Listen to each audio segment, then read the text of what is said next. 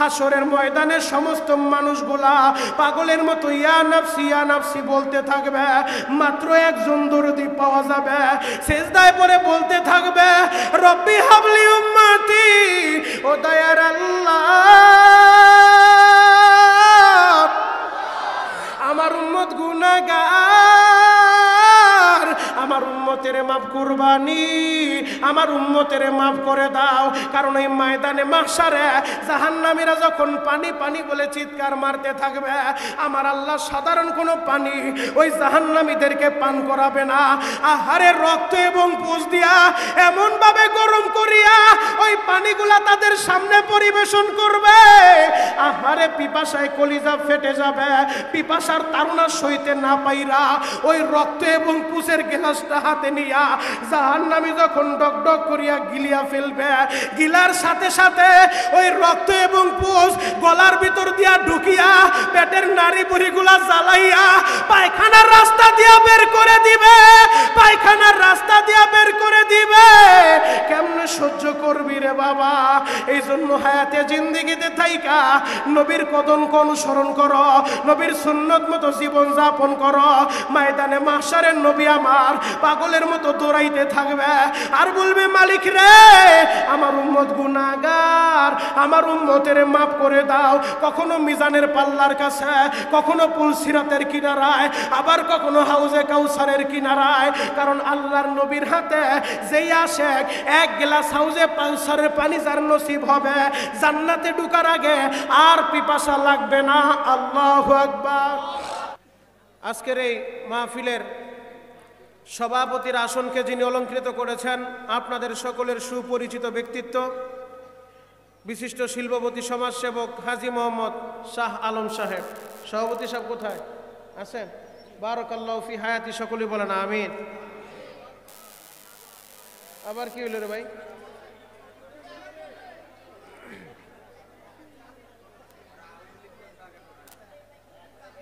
তুমি কোন দলের লোক? আমাদের এই দলে? তাহলে তোমার সমস্যা আছে। তোমার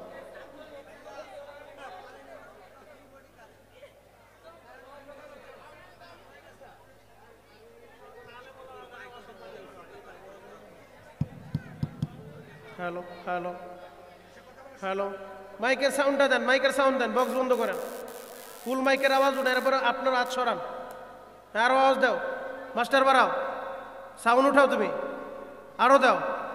আল্লাহু আকবার বলেন, আরো জোরে বলেন আল্লাহু আকবার। হাত সরাও, সরাও, দূরে যাও, 2 ফিট দূরে যাও, কাছে আসবো না। আজকের মাহফিলের প্রধান অতিথির আসনকে যিনি অলঙ্কৃত করেছেন, জনাব হাজী মোহাম্মদ আব্দুল হাকিম মিয়াজি সাহেব, আমি তার জন্য দোয়া করি আল্লাহ পাক রব্বুল আলামিন মিয়াজি সাহেবের হায়াতে বরকত দান করুক, সকলে বলেন আমিন। আজকের মাহফিলের বিশেষ অতিথির আসনকে যিনি অলঙ্কৃত করেছেন, হাজী মোহাম্মদ হানিফ দেওয়ান সাহেব, আমি তার জন্য দোয়া করি আল্লাহ পাক রব্বুল আলামিন হাজী সাহেবের হায়াতে বরকত দান করুক, সকলে বলেন আমিন। বিশেষ অতিথি হিসেবে আরও উপস্থিত আছেন হাজী মোহাম্মদ শাহিন উদ্দিন, হাজী মোহাম্মদ আবুল কাসেম মজুমদার, মোহাম্মদ হাশেম আলী, মোহাম্মদ মুজাম্মেল হক পাটোয়ারি। মঞ্চে উপস্থিত জাতির রাহবার হযরত উলামায়ে কেরাম, দূর দূরান্ত থেকে আগত দিন প্রিয়, ইসলাম প্রিয় তৌহিদি জনতা, পর্দার অন্তরাল অবস্থানরত সম্মানিত শ্রদ্ধা মা ও বোনেরা, সকলকে আমার অন্তরের অন্তঃস্থল থেকে ধন্যবাদ জানিয়ে নির্দিষ্ট সময়ের ভিতরে দিনই কিছু কথা আরজ করতে চাই। ওমা তৌফিক ইল্লা বিল্লাহ। আলোচনা শুরু করার পূর্বে আমি আপনাদের কাছে জানতে চাই, সমস্ত প্রশংসার মালিককে? আরো আসতে বলেন, একসাথে বলেন। আপনারা মাইকালার দলের না, আপনারা মুসলমানের মতো আওয়াজ দেন, সমস্ত প্রশংসার মালিককে? মাহফিল আসার তৌফিক দিয়েছেন কে? মাঝখান থেকে 3 জনে ফলো করবেন, মাইকের ভিতরে হাত দেয় কিনা, হাত দিলে আমার সঙ্গত দিবেন ইনশাআল্লাহ। যে আল্লাহ আপনাকে আমাকে এই প্রতিকূল আবহাওয়ার মধ্যেও কোরআনের এই মাহফিলে নিয়ে এসেছে, ওই মহান মুনিবের দরবারে অবনীত চিত্রে চিৎকার মেরে একবার শুকরিয়া আদায় করে আলহামদুলিল্লাহ। আরো শুকরিয়া আদায় করি এজন্য যে মহান মালিক আপনাকে আমাকে মুসলমান হিসেবে কবুল করছেন, কথা বলেন ঠিক কিনা? আল্লাহ যদি চাইতেন আপনাকে আমাকে মুসলমানের ঘরে না পাঠায়া হিন্দুর ঘরেও পাঠাইতে পারতেন, কথা বলেন ঠিক কিনা? আল্লাহ যদি চাইতেন আপনাকে আমাকে মুসলমানের ঘরে না পাঠায়া বৌদ্ধের ঘরেও পাঠাইতে পারতেন, কিন্তু মালিক আপনাকে আমাকে কতটা ভালোবাসে, শুধুমাত্র আপনাকে আমাকে মুসলমানই বানায় নাই, আপনাকে আমাকে আশরাফুল মাখলুকাত, সর্বশ্রেষ্ঠ জীব শুধু মানুষই বানায় নাই। আল্লাহ চাইলে আদম নবীর জামানায় পাঠা আদম নবীর উম্মত বানাইতে পারত। আল্লাহ চাইলে নূহ নবীর জামানায় পাঠা নূহ নবীর উম্মত বানাইতে পারত। আল্লাহ চাইলে ঈসা নবীর জামানায় পাঠা ঈসা নবীর উম্মত বানাইতে পারত। কিন্তু মালিক আপনাকে আমাকে এতটাই পছন্দ করে, আদমের জামানায় পাঠায় নাই, নূহ নবীর জামানায় পাঠায় নাই, ঈসা নবীর জামানায় পাঠায় নাই, মুসা নবীর জামানায় পাঠায় নাই, ইমামুল মুরসালিন, ইমামুন নবীন, শাফিউল মুজনাবিন, দু জাহানের বাদশা জনাবে মুহাম্মদুর রাসূলুল্লাহ সাল্লাল্লাহু আলাইহি ওয়াসাল্লামের উম্মত বানাইছেন। কথা বলেন ঠিক কিনা? অতএব মুসলমান স্বাধীন দেশে বীরের মতো আওয়াজ দিতে হবে, যেহেতু আল্লাহ আপনাকে আমাকে মুসলমান বানাইছে, আখির জামানার পয়গম্বরের উম্মত বানাইছে। অতএব যতদিন বাঁচবো সেই আল্লাহর গোলামি করব, যতদিন বাঁচবো এই পৃথিবীর বুকে তাওহীদের পক্ষে কথা বলবো, যতদিন বাঁচবো হকের পক্ষে কথা বলবো, যতদিন বাঁচবো কোরআন নিয়ে বাঁচতে চাই, ইসলাম নিয়ে বাঁচতে চাই। যদি কখনো এমন পরিস্থিতি এসে যায়, যদি কখনো এমন সিচুয়েশন তৈরি হয়ে যায়, কোরআন জন্য, ইসলামের জন্য, নবীর ইজ্জতের হিফাজতের জন্য রক্ত দেওয়ার দরকার হয়, জীবন দেওয়ার দরকার হয়। খিলগাঁওয়ের মুসলমান, নন্দীপাড়ার মুসলমান ময়দানে আজকে দেখায় দিবা নবীর জন্য, কোরআনের জন্য, ইসলামের জন্য কারা কারা রক্ত দিতে পারো, জীবন দিতে পারো। হাত গুলো দেখায় দাও। নারায়ে তাকবীর, আল কোরআনের আলো, হাদিসের আলো। আপনাদের খারাপ লাগতেছে? কষ্ট হয়? আল্লাহু আকবার বলেন তো। আমার যে সমস্ত ভাইয়েরা দাঁড়িয়ে আছে আমি তাদের জন্য দিল থেকে দোয়া করব। মাত্র 1.5 সপ্তাহ আগে খানায় কাবা বাইতুল্লাহ থেকে এসেছি। আল্লাহ, আমি দোয়া করে গেলাম আমার যে সমস্ত কলিজা টুকরা যুবকেরা দাঁড়িয়ে আছে, আমি মাত্র 5 মিনিট সময় দিব, হয়তো 5 মিনিট পরে এই ময়দানে বসার জায়গাও নসিব হবে না। কথা বলা ঠিক কিনা? আমি এখন দোয়া করব, আপনারা গলা ফাটে আমিন বলবেন। আমি আলেমের দোয়া আর হাজিদের আমিন, হাফেজদের আমিন, যুবকদের আমিন যদি একত্রিত হয়ে যায়, আমার মন বলে আজকের দোয়া আল্লাহ ফিরাইয়া দিবে না। আল্লাহ, আমি 5 মিনিট সময় দিলাম, এই 5 মিনিটের ভিতরে যারাই জান্নাতের সামিয়ানায় আসবে বসবে, মালিকেদের পিছনের জীবনের সব গুনাহ আপনি মাফ করে দেন। চিৎকার মেরে বলেন আমিন। আল্লাহ যারা যারা আমিন বলছে এদেরকেও আপনি মাফ করে দেন। আল্লাহ যারা আমিন বলে নাই, কৃপণতা করছে, তাদেরকে আপনি মাফ করে দেন। আল্লাহ 5 মিনিটের ভিতরে যারা জান্নাতের সামিয়ানায় বসে পড়বে, হয়তো অনেকে দাঁড়ায় ভাবতেছে বসলে হয়তো প্যান্টটা ভিজে যাবে, লুঙ্গিটা ভিজে যাবে। ওরে যুবক ভাই, আজকে মারা গেলে সকালবেলায় তোমাকে দাফন করবে, ওই কবরের ভিতরে পানি থাকলেও তোমাকে রেখে আসবে, ওই কবরের ভিতরে বিছানা দিবে না, বালিশ দিবে না। কথা বলেন ঠিক কিনা? অতএব ওই কবরে শোয়ার আগে অন্তত জান্নাতের সামিয়ানায় বৈশা যদি প্যান লুঙ্গিটা ভিজেও যাও, মালিকের বলতে পারবা, আল্লাহ, দুনিয়ার কোন নেতা খেতার মজলিসে বসি নাই, হয়তো 2টা সিঙ্গারা আর পেঁয়াজুর লোভে বসি নাই, 1 ডোক 7 আপ খাওয়াইবা এই আশায় বসি নাই। আল্লাহ, কোরআনের মাহফিলে বৈশা আমি আমার শরীরটা ভিজাইছি, মরার পরে আমার জাহান্নামের আগুনে জ্বালায়ও না। আল্লাহ মাফ করতে পারে কি পারে না? আরো জোরে বলেন, পারে কি পারে না? এই দুনিয়া থাকার জায়গা না। তাসলিমা নাসরিনের মতো কুখ্যাত একটা বদমাইশ ইসলাম বিদ্বেষী দেখলাম কয়েকদিন আগে দুনিয়া থেকে বিদায় নিছে। কথা বলেন ঠিক কিনা? মানুষ বিদায় নিলে ইন্না নিল্লা পরে, আর এই নাস্তিক তসলিমা নাসরিন মারা গেছে, সবাই দেখি পোস্ট করতেছে, লিখতেছে যে জাহান্নামের ডাকে সাড়া দিয়ে কুখ্যাত নাস্তিক তাসলিমা নাসরিন বিদায় নিয়েছে। সবাই বলেন আলহামদুলিল্লাহ। কোন জামানায় বাস করি চিন্তা করে দেখেন। তার মানে বোঝা যায় দুনিয়া থাকার জায়গা না। নাস্তিকেরও মরণ হবে, আস্তিকেরও মরণ হবে, হিন্দুর মরণ হবে, মুসলমানেরও মরণ হবে। এই পবিত্র কোরআনের 6666টা আয়াতের ভিতরে 6665টা আয়াত যদি সবাই অস্বীকার করে, একটা আয়াত হিন্দুও স্বীকার করবে, বৌদ্ধরাও স্বীকার করবে, খ্রিস্টানেরাও স্বীকার করবে, নাস্তিকও স্বীকার করবে, আস্তিকও স্বীকার করবে। কুল্লু নাফসিন যায়িকাতুল মাউত। কথা বলেন ঠিক কিনা? মৃত্যুর শ্বাস সকলেরই গ্রহণ করতে হবে। অতএব মরার আগে মরার সামান তৈরি করতে হবে, কবরের সামান তৈরি করতে হবে। আল্লাহ আমাদেরকে কবুল করুক, সকলে বলেন আমিন। আমি একটা আয়াতে কারিমার সামনে নিয়ে আপনাদের সম্মুখে কিছু সময় আলোচনা করব। মাওলায় পাক যদি আমাকে সাহায্য করেন, সহযোগিতা করেন, আল্লাহর তৌফিক ছাড়া সম্ভব না। মুহতারাম হাজরিন, একটা আয়াতকে সামনে নিয়ে আপনাদের সম্মুখে কিছু সময় দ্বীনি কিছু নসিহত করতে চাই। আল্লাহ পাক রব্বুল আলামিন বলেন, লাকাদ কানা লাকুম ফি রাসূলিল্লাহি উসওয়াতুন হাসানা। যে আল্লাহ পাক রব্বুল আলামিন তার হাবিবের ভিতরে আমাদের জন্য রেখে দিয়েছেন উত্তম আদর্শ। আমাদের নবী হলেন আমাদের মডেল। কারণ এই পৃথিবীর বুকে যদি কোনো যুবক চায় সে পৃথিবীর ভিতরে শ্রেষ্ঠ একজন যুবক হবে, সে যেন যুবক মুহাম্মদুর রাসূলুল্লাহ সাল্লাল্লাহু আলাইহি ওয়াসাল্লামের লাইফস্টাইল ফলো করে। যদি কোনো ব্যবসায়ী চায় সে একজন আদর্শবান ব্যবসায়ী হবে, সে যেন ব্যবসায়ী মুহাম্মদুর রাসূলুল্লাহর জীবন ইতিহাস লক্ষ্য করে।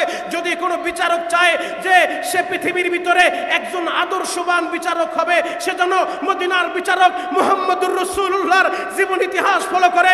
যদি কোনো রাষ্ট্রপ্রধান চায় পৃথিবীর ভিতরে শ্রেষ্ঠ রাষ্ট্রপ্রধান হবে, সে যেন রাষ্ট্রপ্রধান মুহাম্মদুর রাসূলুল্লাহর জীবন ইতিহাস ফলো করে। কারণ আমাদের এমন এক নবীর উম্মত আল্লাহ আমাদেরকে বানিয়েছেন, আমাদের নবী শিখিয়ে গিয়েছেন জন্ম থেকে মৃত্যু পর্যন্ত, দোলনা থেকে কবর পর্যন্ত সর্ব সেক্টরে আমাদের নবীর সুন্নাত এবং আদর্শ রয়েছে। কথা বলেন ঠিক কিনা? এজন্যই তো আল্লাহ পাক রব্বুল আলামিন পবিত্র কোরআনের 4 নম্বর পারা সূরাতুল কলামের 4 নম্বর আয়াতের ভিতরে, সূরাতুল কলামের 4 নম্বর আয়াতের ভিতরে 29 নম্বর পারার সূরাতুল কলামের ভিতরে আল্লাহ পাক রব্বুল আলামিন বলতেছেন, ওয়া ইন্নাকা লাআলা খুলুকিন আযীম। এই পৃথিবীর যত নবী রাসূলুল্লাহ পাঠাইছে, কোন নবীর চরিত্রের বয়ান করতে যায় আল্লাহ খুলুকে আযীম ব্যবহার করে নাই।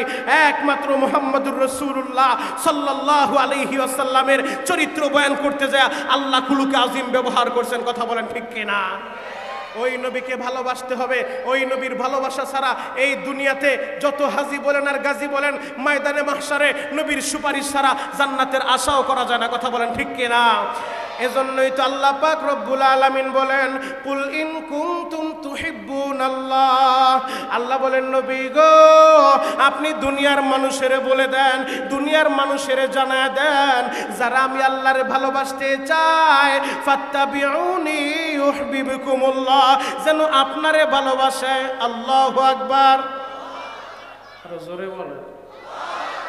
খারাপ লাগতাছে? আল্লাহু আকবার দুনিয়ার কোন নেতার নাম? কার নাম? সবচেয়ে বড় কে? আরো জোরে বলতে হবে কে? আল্লাহু আকবার। যেই বান্দা বান্দির জবান দিয়ে উচ্চারণ হয় আল্লাহু আকবার, আমার আল্লাহ সবচাইতে বড়, আল্লাহ ওই বান্দাকে দুনিয়াতেও বড় করবে, মরার পরে জান্নাত দিয়ে ধন্য করবে। আল্লাহু আকবার। আমরা তো সবাই চাই নবীকে ভালোবাসতে, নবীর মোহাব্বত নিয়ে বাঁচতে। আজকে দেখা যায় আমার দেশের কিছু সুন্নি নামে যারা আছে তারাও বলে আমরা নবীকে ভালোবাসি। তবে প্রকৃতপক্ষে নবীকে যারা ভালোবাসতে চায় সাহাবায়ে কেরামের জীবনী ফলো করতে হবে। নবীর আদর্শ আমাদের জন্য রয়েছে। সাহাবায়ে কেরাম দেখে গিয়েছেন, শিখিয়ে গিয়েছেন কিভাবে মদিনাওয়ালাকে ভালোবাসতে হয়। কথা বলেন ঠিক কিনা? জ্বলন্ত একটা প্রমাণ দিয়ে আমি আমার মূল আলোচনার দিকে ঢুকবো। কারণ আমাদের প্রধান অতিথি সাহেব সেও বলছে, হুজুর নবীর রেফারেন্স দিয়ে আলোচনা করলে শুনতেও ভালো লাগে এবং বান্দাদের দিলের ভিতরে তাসিরটাও তাড়াতাড়ি হয়। কথা বলেন ঠিক কিনা?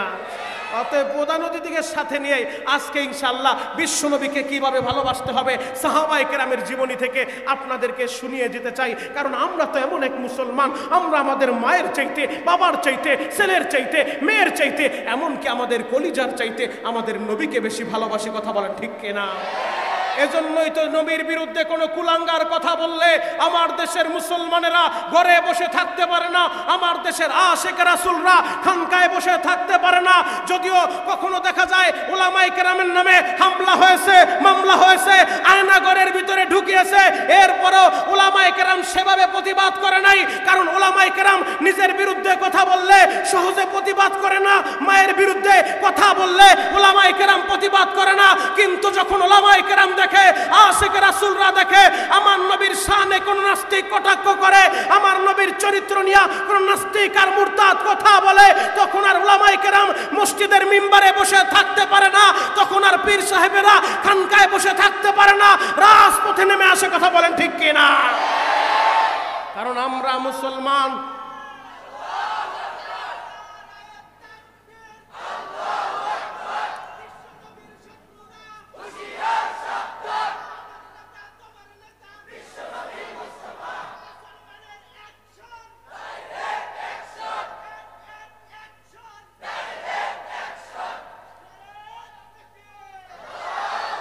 মাহফিলের মাঝখান থেকে হযরত ওমরের মতো একজন মর্দে মুজাহিদ আমার লাগবে। মাজা টান করে এরপরে তাকবীর মারবা, এমন তাকবীর মারবা পুরা খিলগাঁও এলাকা কাঁপায় দেখায় দিবা আশিকে রাসূলরা ঘরের ভিতরে বসে নাই, এরা বৃষ্টির মধ্যে ঘরে বসে থাকে নাই, কোরআনের মজলিসে ছুটে আসছে। অতএব আমার এই বাংলাদেশের ভিতরে, হাজী শরীয়তুল্লাহর দেশের ভিতরে, শাইখুল হাদিসের দেশের ভিতরে, মুফতি আমিনীর দেশের ভিতরে, আল্লাহ মাহমুদ শফির দেশের ভিতরে আর একটা বার যদি কোন নাস্তিক আর মুরতাদ আমার নবীর শানে বেয়াদবি করে, আমার নবীকে নারী লোভী বলে বকা দেয়, আমার নবীর চরিত্র নিয়ে ব্যঙ্গ করে, ও যে দল করুক না কেন, ও যত বড় নেতা হোক না কেন, দেখার টাইম নাই। ওই নাস্তিক যদি খিলগাঁও এলাকায় জন্ম নেয়, ওরে হাতের নাগালে পাইলে প্রধান অতিথি সভাপতিকে সাথে নিয়ে ওরে জুতা দিয়া বাইরে জ্যান্ত পুঁতে ফেলতে হবে, জ্যান্ত পুঁতে ফেলতে হবে।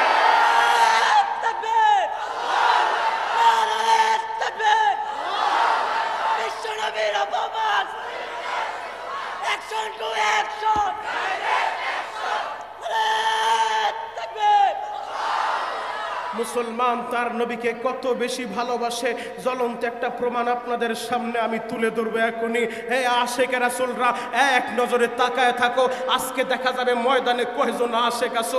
আর নবীর মোহাব্বতে যখন আশিকের চোখ দিয়া পানি ঝরতে থাকে, এই আশিক তো দুনিয়ার কারোর জন্য পাগল না, এই আশিক তো মদিনাওয়ালার জন্য পাগল। আরে কত যুবকেরা, কত মুরব্বীরা হাত ধরে কান্দে আর বলে হুজুর মনটাই তো চায় একবার আমার নবীর রওজার পাশে দাঁড়া আমার নবীর একটা সালাম দিব। এই মজলিসে যারা বসে আছো, মাত্র 1.5 সপ্তাহ আগে সেই খানায় কাবা থেকে এসেছি, মদিনা থেকে এসেছি। আমি আজকে তোমাদের জন্য দিল থেকে দোয়া করব, আল্লাহ যেন এই মজলিসে যারা বসে আছে, আল্লাহ একবার হলো মক্কা মদিনা জিয়ারত নসিব করো। সকলেই বলেন আমিন, আরো জোরে বলেন আমিন। আল্লাহর নবী জিহাদের ময়দানে যাইবেন গো বাবা, মদিনার নবী সাহাবায়ে কেরামকে নিয়া নবী আমার রণাঙ্গনে চলে গেলেন, যুদ্ধের ময়দানে চলে গেলেন। 7 বছরের একটা বাচ্চা, নাম তার বশির। এই বশিরের মা দুনিয়ায় বাইচা নাই, এই বশির তার বাবার সাথেই থাকে। বশিরের বাবাও নবীর সাথে যুদ্ধের ময়দানে চলে গেছে। ও আমার নন্দী পাড়ার ভাইরা, ও আমার মাহারা ভাইরা, ও আমার বাফারা ভাইরা, দিলের কানে কথাগুলো শুনতে থাকেন। সাহাবায়ে কেরাম আমার নবীরে কতটা ভালোবাসে, এই জিনিসটাই আমি আপনাদের সামনে তুলে ধরতে চাই, আপনাদেরকে বুঝায় দিতে চাই। আল্লাহর নবীর সাহাবী বশিরের বাবা আহারে নবীর সাথে যুদ্ধের ময়দানে চলে গেছে। বশিরের তো মা নাই, সন্ধ্যাবেলা বশির বাসায় এসে দেখে তার বাবা বাসায় নাই, দৌড় দিয়া মসজিদের নববীর কর্নারে চলে গেছে, যা শুনতে পারে তার বাবা যুদ্ধের ময়দানে চলে গেছে। 7 বছরের বাচ্চা বশির মসজিদের নববীর বারান্দায় দাঁড়ায় দাঁড়ায় কান্দে, আমার বাবা কেমন বাবা গো, আমার কথাটা চিন্তা করলো না। আরে আমি কার সাথে রাত্রিবেলা ঘুমাইবো? আমার বাবা আমারে তার বুকের উপরে নিয়ে ঘুম পাড়ায় দেয়, আমার বাবা নিজে খাবারটা নিয়া আমার মুখে খাবারের লোকমাটা উঠায় দেয়। আমার বাবা যে নবীর সাথে যুদ্ধের ময়দানে চলে গেল, আমার কথাটা কি একবারও ভাবলো না? বশির মসজিদের নববীর বারান্দায় পড়ে থাকে, কেউ যদি খাবার দেয় তো খাবার খায়, খাবার না দিলে না খায় বশির থাকে। কয়েকদিন পর যুদ্ধের ময়দান থেকে সাহাবায়ে কেরাম একে একে যখন মদিনার দিকে আসতেছে গো বাবা, ও আমার নন্দী পাড়ার ভাইরা,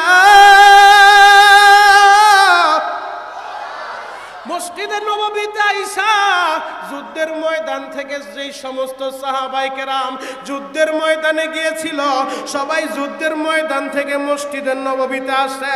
আমার নবীও আসে। আমার নবীরে দেখা 7 বছরের বাচ্চা বশির একটা দৌড় দিয়া আমার নবীর সামনে ছুটে আসে, আমার নবীর সামনে দাঁড়ায় বলে, নবী গো, আমার বাবাও আপনার সাথে যুদ্ধের ময়দানে গিয়েছিল। নবীজি আপনার অন্যান্য সাহাবীরা আসলো, আমার বাবা দিয়ে আসলো না। আমার বাবা কোথায় গো? আমার বাবা দি যুদ্ধের ময়দান থেকে আসলো না। এই কথাটা যখন বলছে, আমার নবী তার চেহারাটা ডান দিকে ঘুরে ফেলছে। আবার এই 7 বছরের বাচ্চা বশির আমার নবীর ডান পাশে চইলা যায়। আমার নবীর ডান পাশে যায় বলে, নবী গো আপনি দি কোনো কথার জবাব দেন না। আমি জানতে চাই যারা যারা আপনার সাথে যুদ্ধের ময়দানে গেল সবাই তো ফিরে আসলো, আমার বাবা দিয়ে আসলো না। আমার বাবা কোথায় আপনি কথা বলেন। আমার নবী তার চেহারাটা আবার বাম দিকে ঘুরায় ফেলছে গো বাবা। কারণ এই বশিরের বাবা যুদ্ধের ময়দানে যাইয়া ইসলামের জন্য, কোরআনের জন্য শহীদ হয়ে গেছে, শহীদ হয়ে গেছে। নবী আমার কিভাবে 7 বছরের বাচ্চারে বলবে তোর বাবা শহীদ হয়ে গেছে? এই জন্য নবী একবার চেহারা ডানে ঘুরায়, একবার চেহারা বামে ঘুরায়। বাচ্চাটাও নবীর সামনে দাঁড়া বারবার একই প্রশ্ন করে। বাচ্চার এই প্রশ্ন শুই না আমার নবীর চেহারা দিয়া, আমার নবীর চোখ দিয়া অজরে পানিগুলা ঝরতেছে। আর ছোট্ট বাচ্চা বশির বলে, নবী গো আমার বাবা কেমন স্বার্থপর বাবা, আমার কথা একটা বারো আমার বাবা ভাবলো না। আমার বাবার ছাড়া আমি কয়দিন যাবত বাসায় যাই না, কারণ আমার তো মা নাই। আমার মা থাকলে আমার মা আমারে ঘুম পাড়ায় দিত।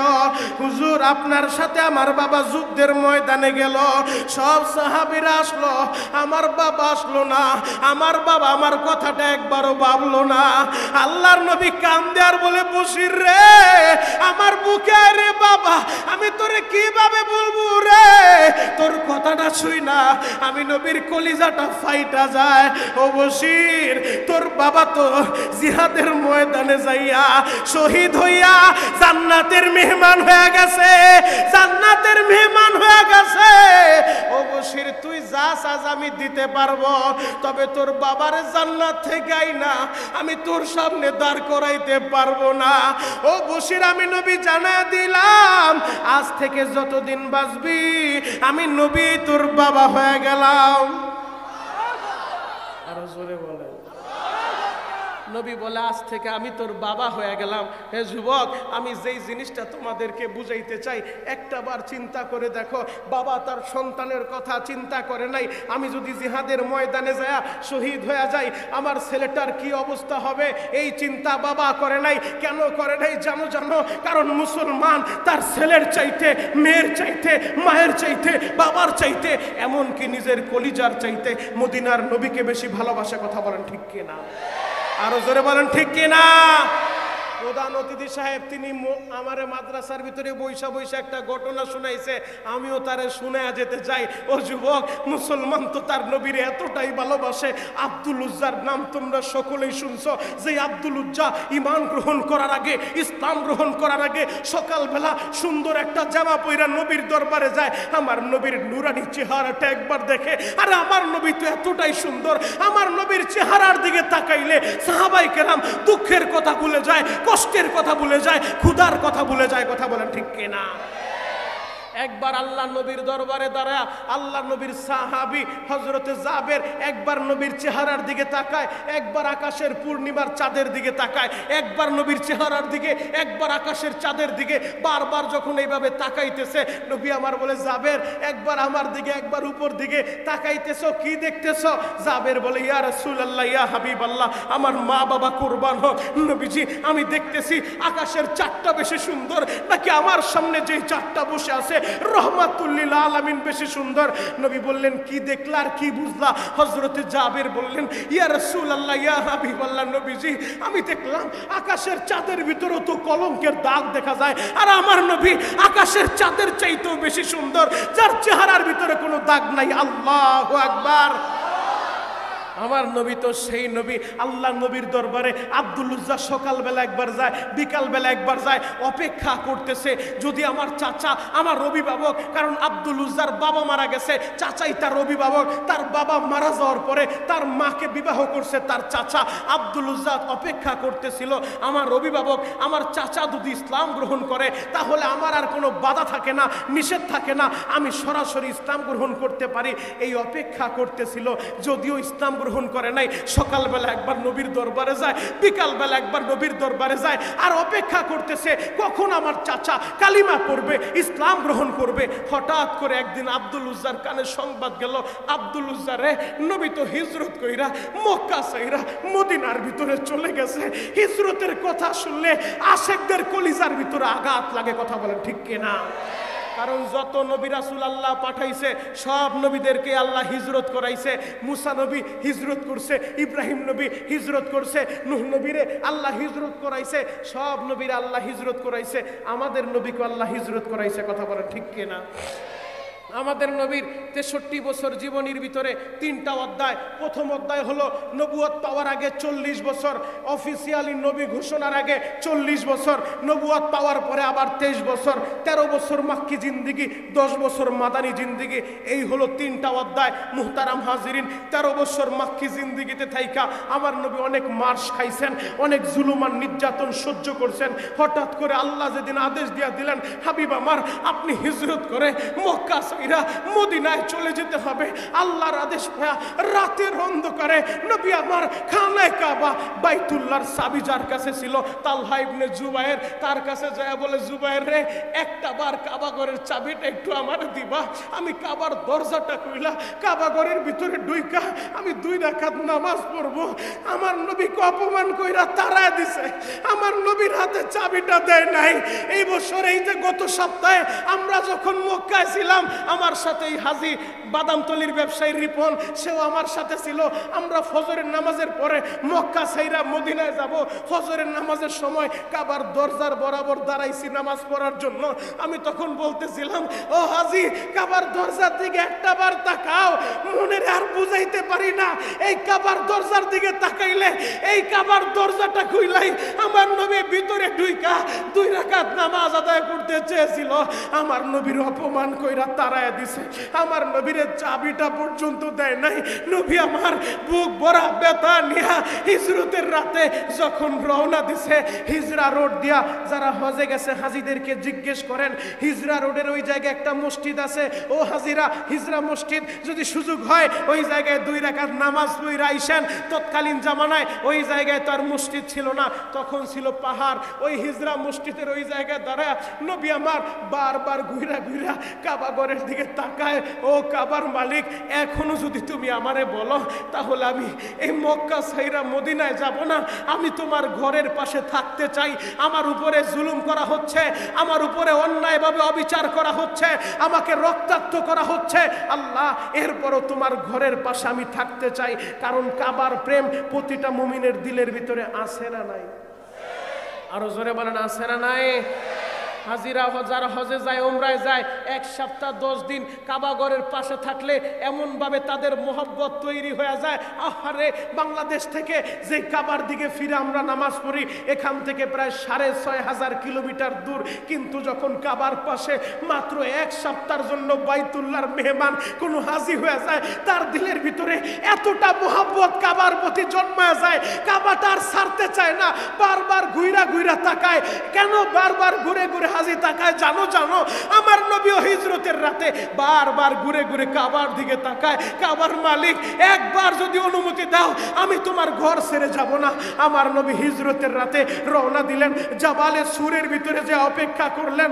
আহারে সাহাবায়ে কেরাম আমার নবীরে ভালোবাসা, আমার নবীর কদমে কদমে চইলা, আবু বকর আমার নবীরে ভালোবাসা, আমার নবীর কদমে কদমে চইলা জান্নাতে আমার নবীর সাথে থাকবে। ওমর আমার নবীরে ভালোবাসা নবীর কদমে কদমে চইলা জান্নাতে আমার নবীর সাথে থাকবে। উসমান আমার নবীর কদমে কদমে চইলা জান্নাতে আমার নবীর সাথে থাকবে।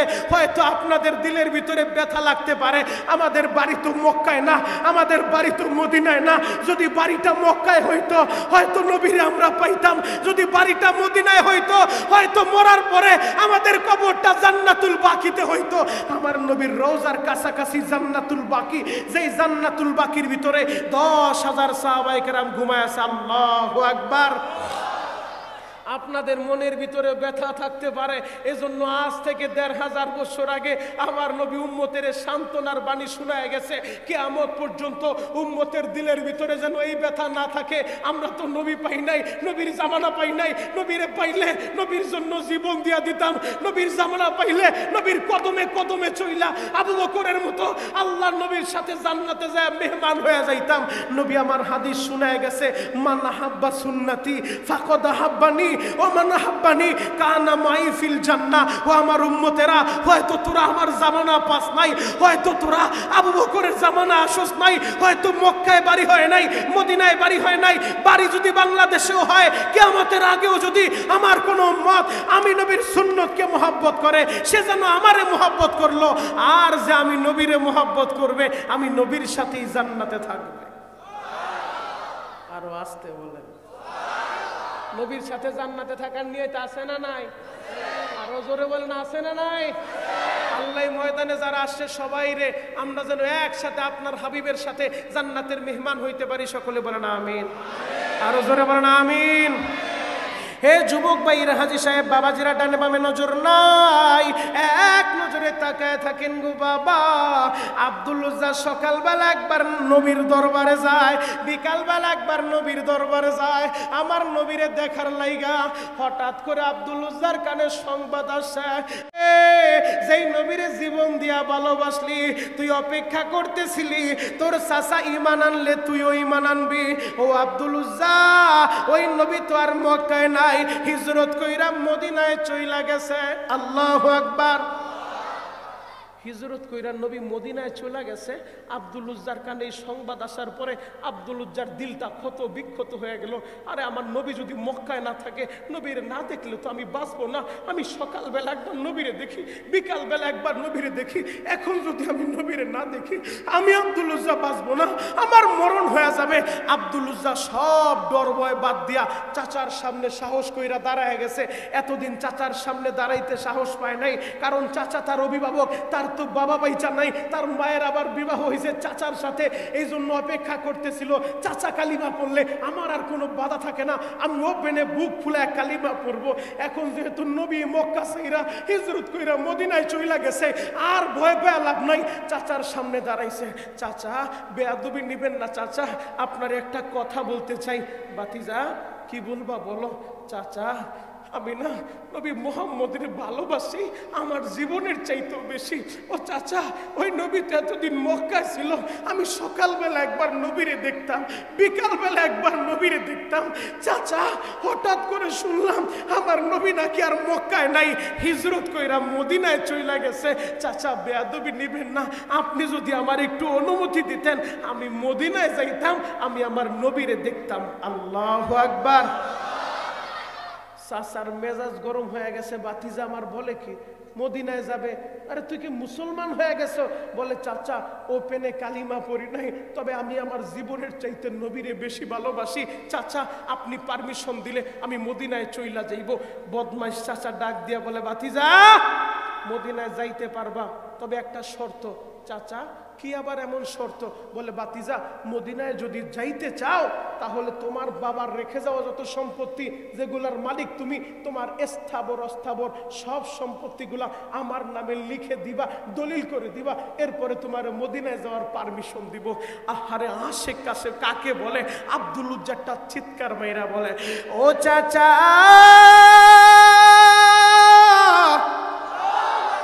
আপনি তো জানেন না আমার দিলের ভিতরে আমার সম্পদের মায়া বেশি না, আমার দিলের ভিতরে আমার নবীর মায়া বেশি।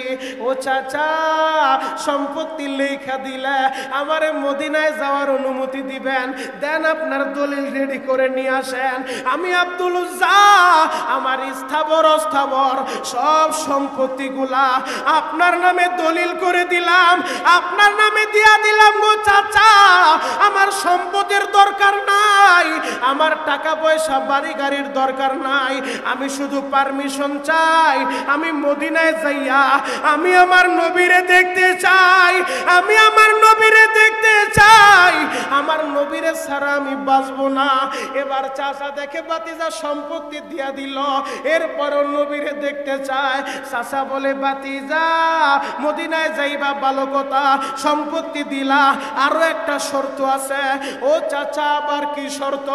বলে, বাতিজা তোমারে তো বিবাহ আমি করাইছিলাম, ও বাতিজা তোমার বউটারও তালাক দিয়া এই মক্কায় রাইখা যাইবা, তোমার বিবিরেও তুমি নিতে পারবা না। আব্দুল উজ্জা বলে, চাচা গো, নেন, বউরেও তালাক দিয়া দিলাম, আমার বউয়ের দরকার নাই, আমার বিবির দরকার নাই, কারণ আমার দিলের ভিতরে আমার বিবির মায়া বেশি না, আমার দিলের ভিতরে আমার নবীর মায়া বেশি, আমার নবীর মায়া বেশি, আমি আমার নবীর ভালোবাসি, আমার বিবিরও দিয়া দিলাম, আমার বিবির দরকার নাই। বদমাইশ চাচা বলে, বাতিজা মদিনায় যাইবা তো ভালো কথা, তোমার গায়ের ভিতরে যে পোশাক আছে এইগুলাও তো আমি কিনে দিয়েছিলাম, ও বাতিজা ওই পোশাকগুলা খুইলা আমার কাছে জমা দিয়া যাও, আমার টাকায় কেনা পোশাক খুইরা তুমি নবীর দরবারে যাইতে পারবা না। আশেক কাকে বলে? ও নন্দীপাড়ার আশেকে রাসূল ভাইরা, ও পর্দার আলে আমার মা বোনেরা, একটাবার চিন্তা করে দেখো নবীর মোহাব্বত কাকে বলে।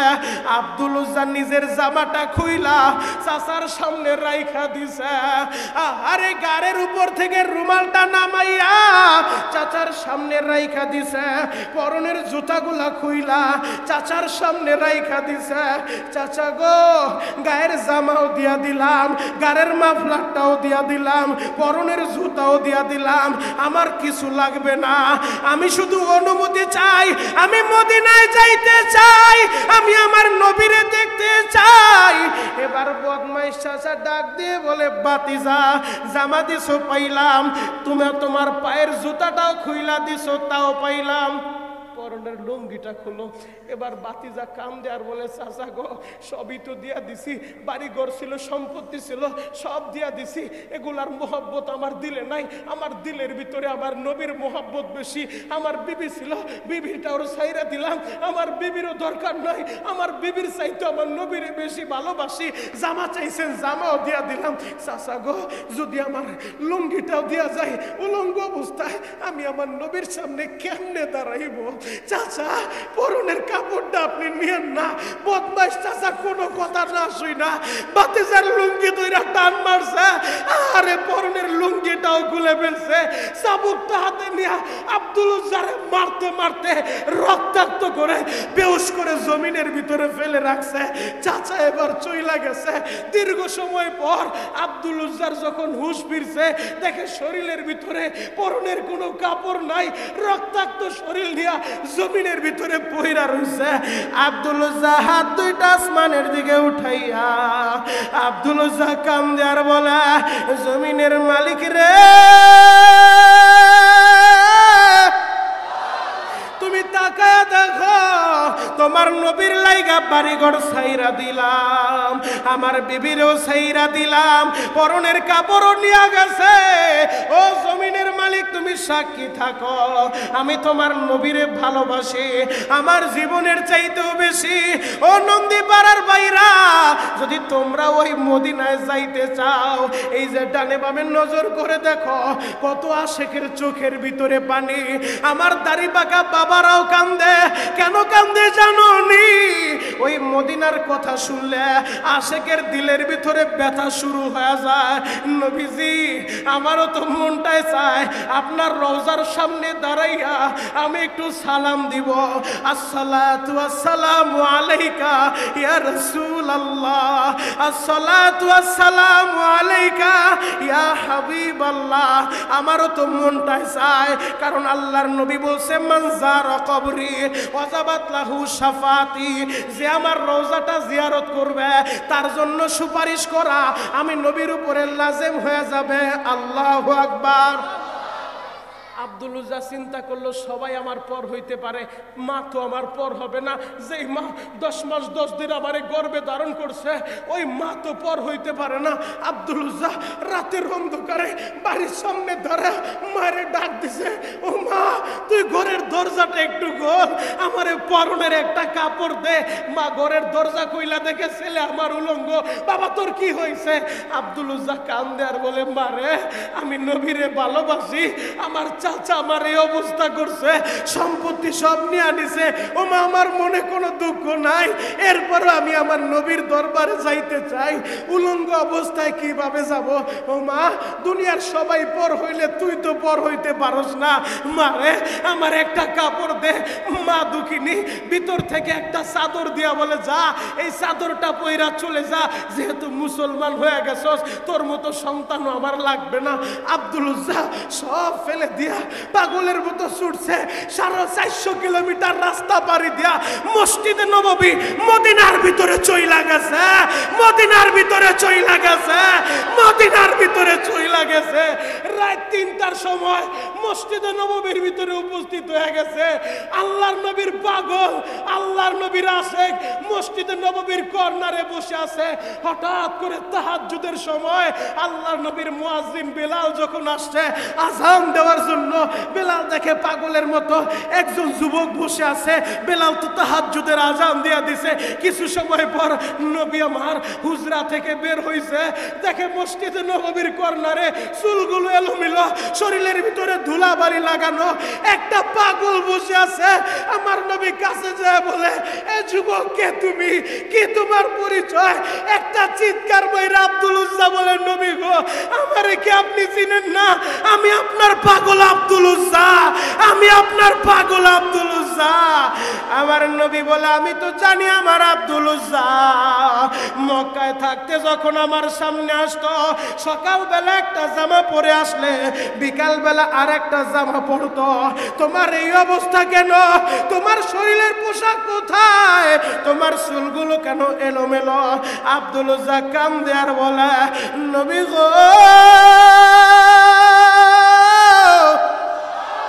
আপনারে ভালোবাসা আপনার মহব্বতে পইরা আমি আমার বাড়িঘর ছাইরা দিছি, আমি আমার বিবিরও ছাইরা দিছি, আমি আমার মায়েরও ছাইরা দিছি।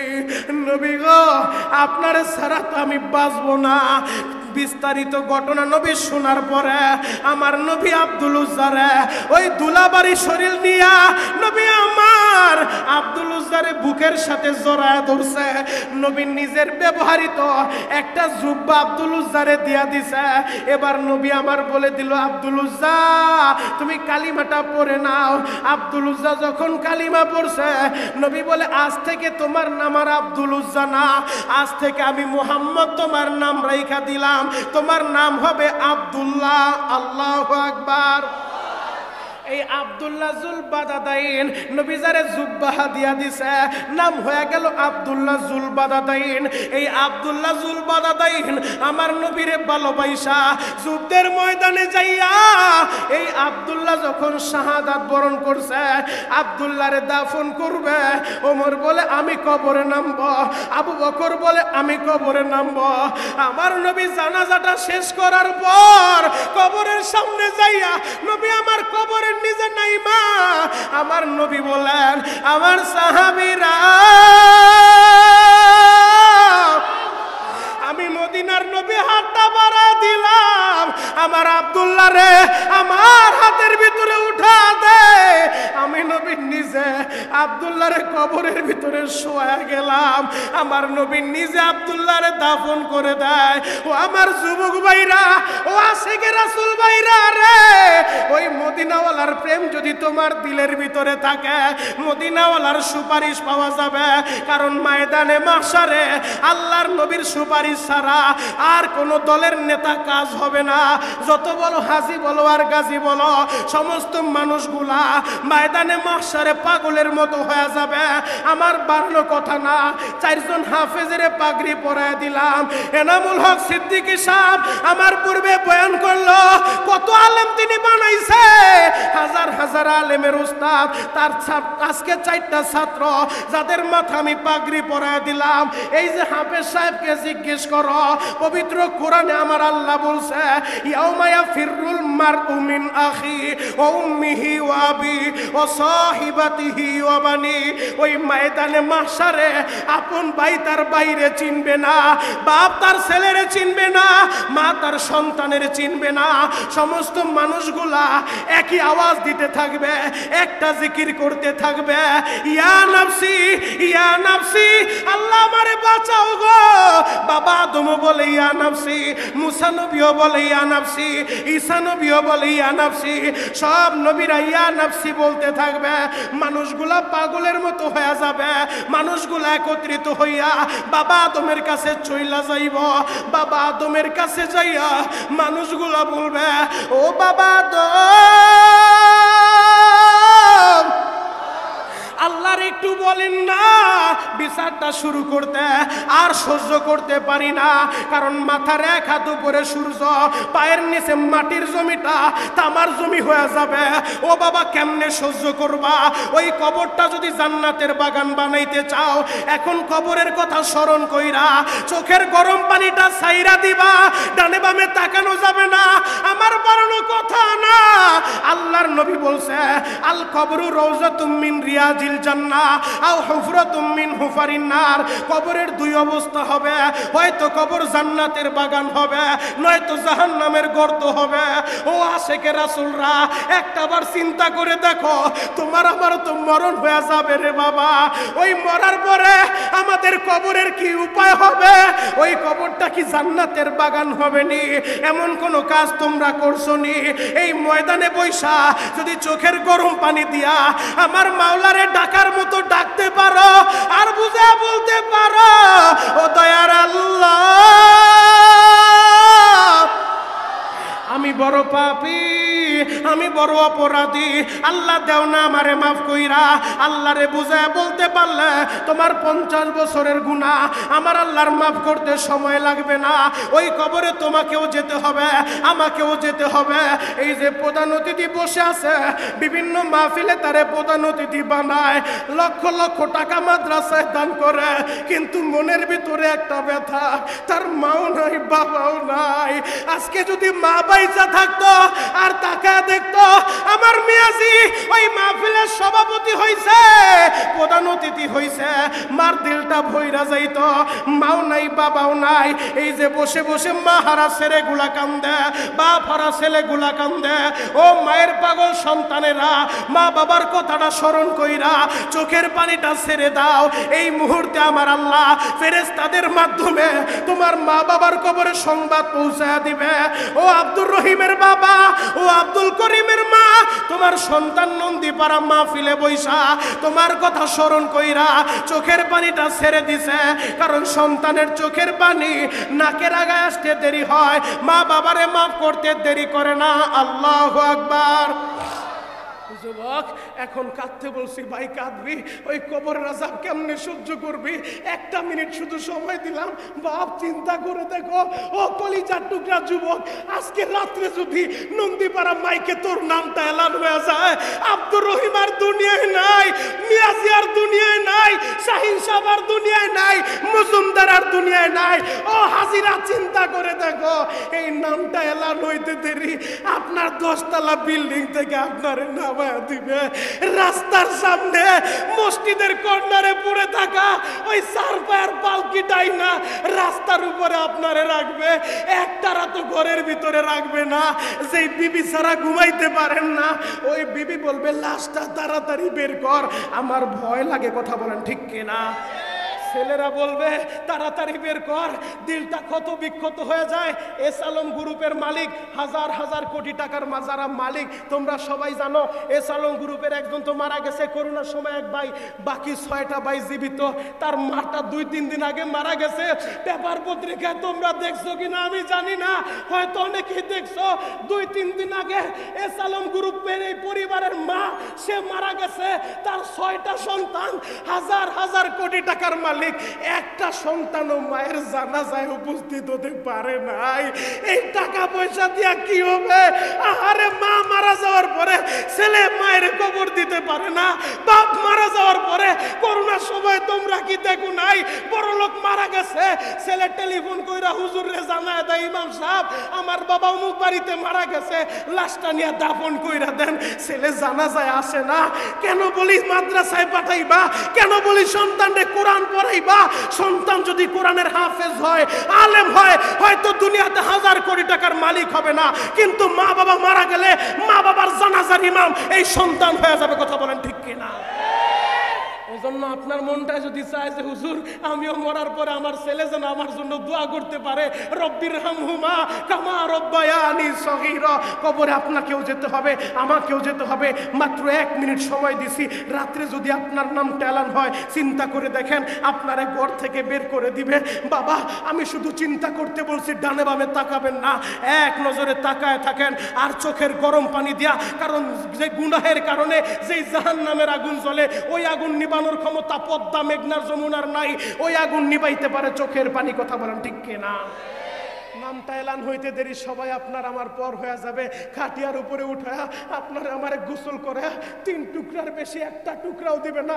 চিন্তা করবে না হাজার কোটি টাকার মালিক, তারে 5টা কাপড় দেই, কাপড়ের টুকরা 3টাই হবে পুরুষের জন্য, মহিলার জন্য 5 টুকরা। এই কাপড়টা পরায়া জানাজাটা পরায়া তারে কবরে রাইখা আসবে।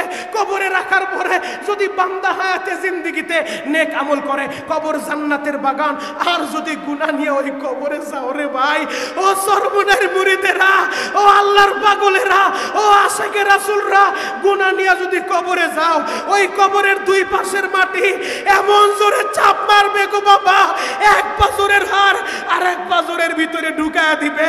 ওই কবরের 99টা সাপ আইসা পুরা বডিটা পেঁচাইয়া এমন ভাবে পেঁচাইবে রে বাবা, পা থেকে মাথা পর্যন্ত বডিটা পেঁচাইয়া এমন জোরে জোরে সবল মারবে।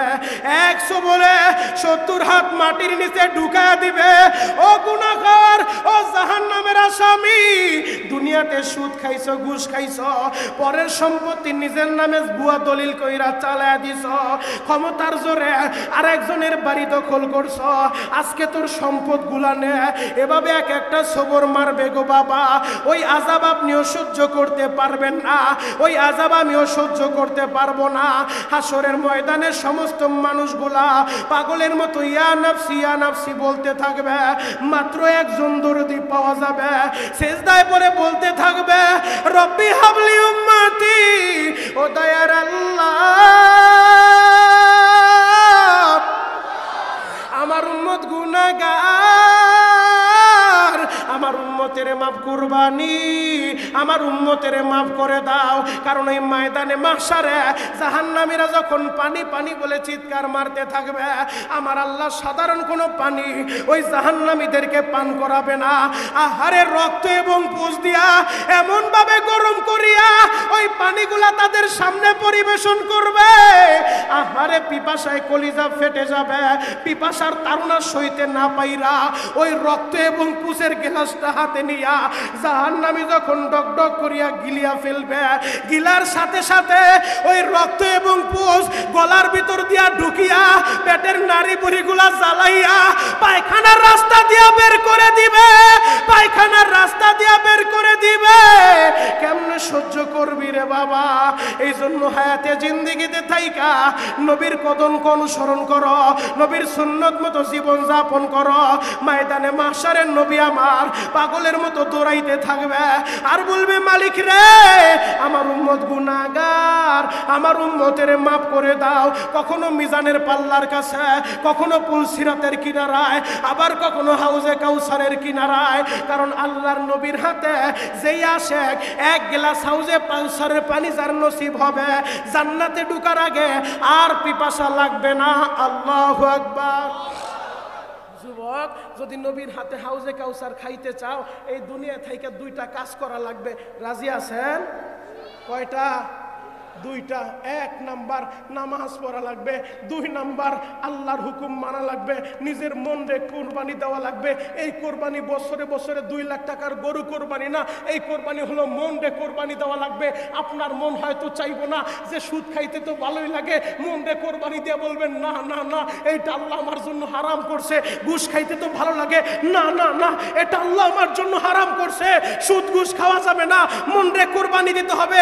মন হয়তো বলতে পারে মা বাবার খেদমত করার দরকার কি, আরে মা বাবার খেদমত করলে মাসে মাসে তোর টাকা লাগবে। মন রে কোরবানি দিয়ে বলতে হবে না না না, আমার মায়ের পায়ের নিচে আমার জান্নাত আল্লাহ রেখা দিছে। কথা বলেন ঠিক কিনা?